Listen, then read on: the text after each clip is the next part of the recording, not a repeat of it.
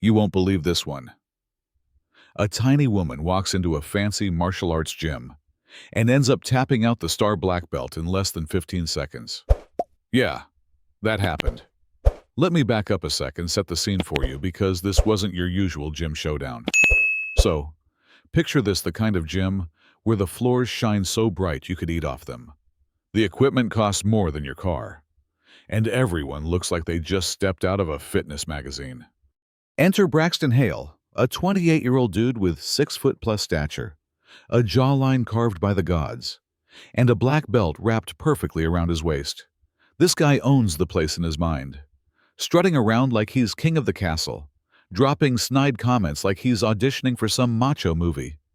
And his favorite target, a woman named Clara Donovan. Clara is nothing like the usual gym crowd.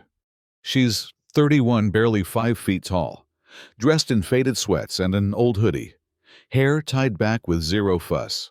She works at a tiny local bookstore, a job that pays the bills but leaves her no time or energy for flash. She's quiet, a little out of place among the flexing bros and designer workout wear. But she carries something else, years of hidden grit, and a silver ring she fingers when things get tough. Braxton spots Clara near the mats and decides to show off. This isn't Pilates. Sweetheart, he sneers loud enough for half the gym to hear. This is real jiu-jitsu. You ready for your first lesson? His friends laugh.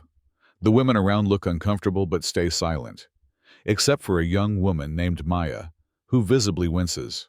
She's seen Braxton's attitude before, knows this ain't a joke. Clara just touches her ring again, steadying herself, but Braxton mistakes it for weakness. So he ups the ante. I'll go easy, half my strength. Maybe one hand tied behind my back. Let's see if you can even survive that.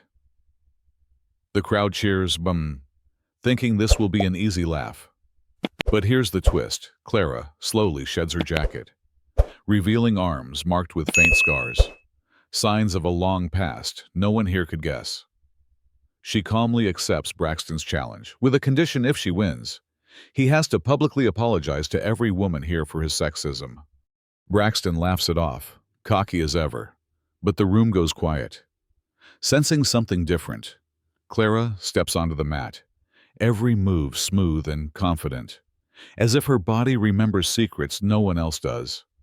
Braxton, still smirking, doesn't even get into a defensive stance, more like posing for a photo than preparing to fight. And then, in what feels like a blink, Clara moves, fast, precise, almost surgical. She sweeps Braxton off balance, locks him in a submission hold so tight and sudden that he's tapping out before anyone can blink. 14 seconds. To be exact, the gym goes from raucous laughter to stunned silence.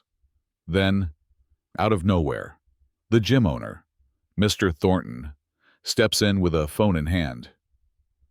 Turns out Clara isn't just some quiet newbie. She's a 3-time world jiu-jitsu champ who retired after an injury.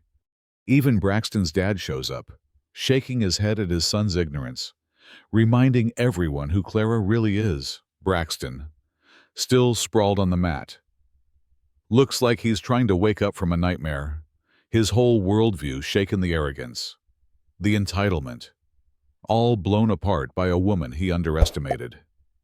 Maya and a few others exchanged looks of hope and quiet triumph, finally seeing strength in the place they once felt powerless. In the days after, Clara takes on a coaching role, teaching technique and humility instead of brute force and ego. Braxton shows up, humbled, asking to learn not to dominate. It's a slow, awkward change, but it's real. And here's the kicker: the gym slowly transforms. What was once a place filled with smug cruelty and casual sexism begins to buzz with respect and support. The women train with confidence, wake up, and the toxic old attitudes start to fade. Clara stands alone on the mats one evening, fingers the silver ring one last time, thinking of the coach who once told her, "Strength isn't about crushing others, it's about knowing when to fight, when to teach, and when to show mercy." But here's the real question for you. Was Braxton's arrogance just a product of privilege or something deeper? And does Clara's win really change the game, Or is it just one battle in a much bigger war? What do you think? Is this a victory for equality? Or just a lucky upset? Drop your thoughts below. Share if you've ever faced someone who underestimated you. And let's talk about what real strength means in today's world. Because sometimes, the quietest people pack the loudest punches.